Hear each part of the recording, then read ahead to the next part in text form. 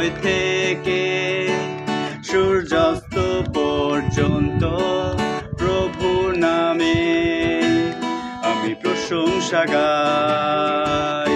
সূর্যোদয় থেকে সূর্যাস্ত পর্যন্ত প্রভু নামে আমি প্রশংসা গাই।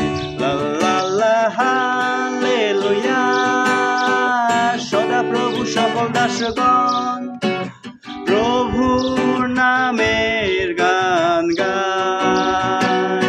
এখন থেকে অনন্ত পর্যন্ত প্রভুর নামে প্রশংসা গায়।